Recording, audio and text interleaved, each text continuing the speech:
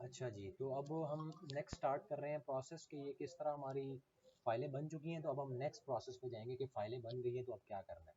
Tool run करना, hope so आप सबको समझ आ गया होगा। अब यहाँ पर जब टूल रन हुआ है तो ये हमारी पहली फाइल बन गई मुरब्बा, यहाँ पर मुरब्बा मेंशन भी है। बंद करेंगे तो नीचे हमारे पास फाइल आ गई एकड़ की, और उससे नीचे आ गई हमारे पास मौजा बाउंड्री, और उससे नीचे ये हमारे पास खसरा है, और इसी तरह ये हमारे पास नीचे हमारे पास एकड़ मौजूद है। ठीक हो गया। अब हमने इन फाइलों को चेक करना है कि इन फाइलों में एट्रीब्यूट्स हैं या नहीं है। तो एट्रीब्यूट टेबल इनका ओपन करेंगे। तो अब होप्सो जो जो एट्रीब्यूट्स हमने फिल किए थे होप्सो सब में आगे होंगे। अब ये मुरब्बा की फाइल है, मुरब्बा की फाइल में जो एट्रीब्यूट्स हैं वो m तक होंगे। ये जो आगे shape length, shape area, shape length और शेप एरिया तो किसी भी फाइल में नहीं आएगा। और जो यहाँ पर ये इन पोली ये वगैरह ये सब कुछ फाइलें डिलीट होनी है, ये फील्ड है सॉरी, ये डिलीट होनी है। नंबर 1। नंबर 2, एकड़ में आ जाए तो एकड़ में हमारे पास ये shape length, shape area delete होगा, एट्रीब्यूट्स फिल हुए हुए होंगे। मौजा बाउंड्री में आ जाए, मौजा बाउंड्री में भी यहाँ पर shape length, shape area delete होंगे। समटाइम्स आपने चेक करना, यहाँ 2 या 3 फाइलें बनी पड़ी होंगी, फिर ये कॉलम्स बने पड़े होंगे, तो वो आपने चेक करना, क्योंकि मौजा बाउंड्री तो एक ही होती है, 2 या 3 नहीं होती, तो ये आपने करेक्ट करना है। अब खसरे पे आ जाए, खसरे में भी क्योंकि जब आप ज्वाइन लगाते हैं ना तो ज्वाइन में 2 या 3 फील्डें बन जाती है। ठीक हो गया, तो वो 2 या 3 फील्डें डिलीट करनी होती है। फॉर एग्जांपल एक ज्वाइन यहाँ बन के आ जाएगी, एक लास्ट पे आएगी ज्वाइन 1 के नाम से, तो ज्वाइन 1 वाली हमने डिलीट करनी है, शेप लेंथ, शेप एरिया वो फील्डें भी डिलीट करनी है। और अगर कहीं पर कोई ऑब्जेक्ट आईडी या एफ आईडी बन जाती है तो वो भी डिलीट करेंगे। अब एक थोड़ी सी करेक्शन है, वो सब देखें। अब यहाँ पर आप देख रहे हैं कि मुरब्बा की फाइल है, और मुरब्बा की फाइल में ये खाली जगह बीच में आ रही हैं, तो ये क्या चीज़ हो सकती है। तो इसको हम टैली करेंगे कि ये है क्या। एक्चुअली आप देखें तो ये एम्प्टी स्पेसेस है, ये एम्प्टी हुआ हुआ है, ये खसरा की फाइल सही नहीं बनी हुई। अब आप देखें ये एकड़ की फाइल है, एकड़ 1 जो बनी है वो भी एम्प्टी है। और इसी तरह ये मौजा बाउंड्री को चेक कर ले तो मौजा बाउंड्री में भी यही सिचुएशन है।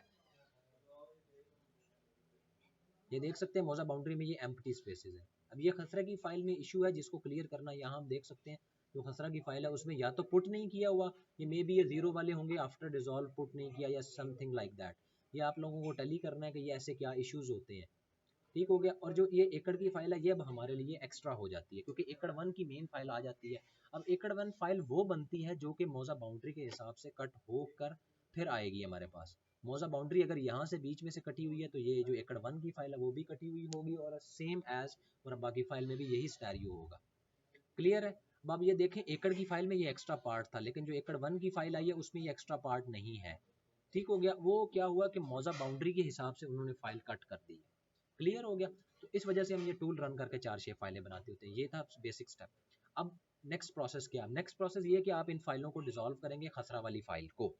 तो जो डिसॉल्व की फाइल नहीं बनती है उसमें सारे एट्रीब्यूट्स होने चाहिए, ये आपने टैली करना है। अगर किसी को कोई इशू आ रहा हो तो वो टैली कर सकता है। ये फॉर एग्जांपल अभी मैं उसी डेटाबेस में जा रहा हूँ जहाँ मेरे पास है। फॉर एग्जांपल ये मेरे पास सारी फाइलें आ गई।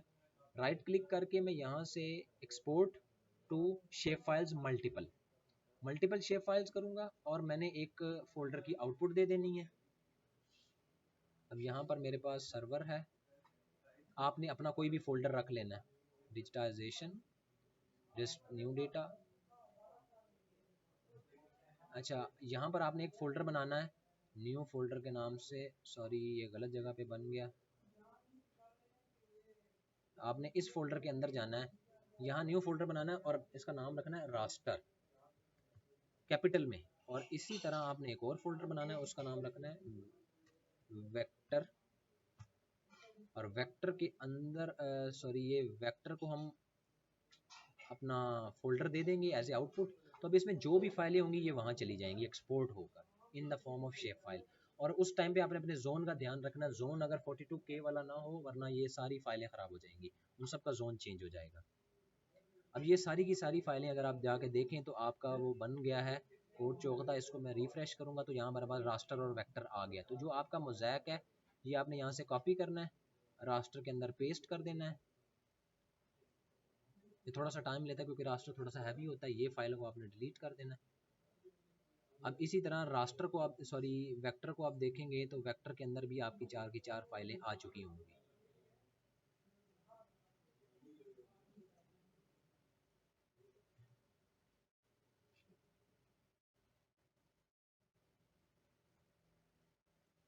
ये मे बी सिस्टम का कोई लैग है जिसकी वजह से ये फाइलें नहीं आ रही, वरना सारी फाइलें आ जाती। जब फाइलें आ जाएंगी तो आप लोगों ने नेक्स्ट स्टेप क्या करना है, खसरा की फाइल का ओपन एट्रीब्यूट टेबल करके यहाँ से इनकी आईडी कॉपी करनी है। मौजा आईडी फॉर एग्जांपल ये है, कॉपी करेंगे। मौजा की आईडी कॉपी करने के बाद वेक्टर, अच्छा ये वेक्टर की फाइलें एक्चुअली रन हो रही थी तो इस वजह से वो फाइलें सारी नहीं आ रही थी।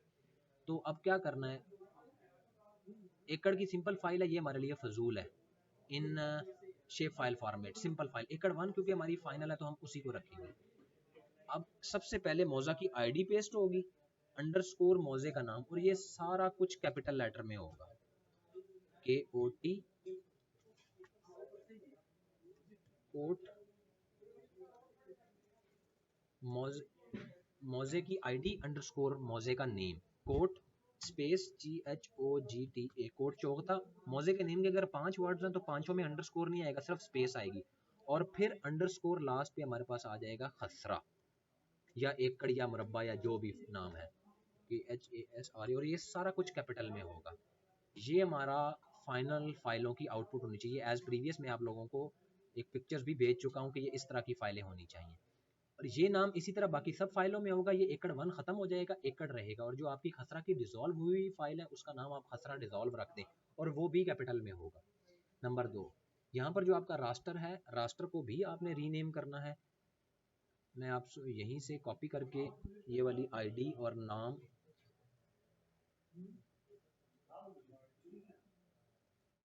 ये पेस्ट करूंगा, मौजे की आईडी अंडरस्कोर मौजे का नेम अंडरस्कोर, यहाँ पर आता होता है कॉलर मोज़ैक। अब इसके दरमियान भी अंडरस्कोर नहीं होगा, सिर्फ अंडरस्कोर कहाँ आएगा, मौजे की आईडी और मौजे का नेम, और मौजे के नेम के बाद फिर अंडरस्कोर, मतलब मौजे के नेम से पहले भी अंडरस्कोर, बाद में भी अंडरस्कोर, लास्ट पे कॉलर मोज़ैक, स्टार्ट में आईडी। तो ये फाइनल आउटपुट होगी, और इससे ऊपर ये जिस फोल्डर में होना चाहिए, वो जो मौजे का नेम है, जिस नाम से आपने फोल्डर बनाया होगा, वो नेम भी यही पैटर्न पे बनेगा, इसी तरह ये बना हुआ है। ठीक हो गया, कोट चौकता, साथ में ये जो पैटर्न है वो वही पैटर्न चलना चाहिए। ये पूरे का पूरा प्रोसेस है, इस तरह के आपका डेटा आना चाहिए, रास्टर में रास्टर, वेक्टर में वेक्टर। स्पेलिंग का ध्यान रखना है, कहीं कोई इशू हो आप कांटेक्ट कर सकते हैं। ठीक हो गया, ओके, थैंक यू, अल्लाह हाफिज़।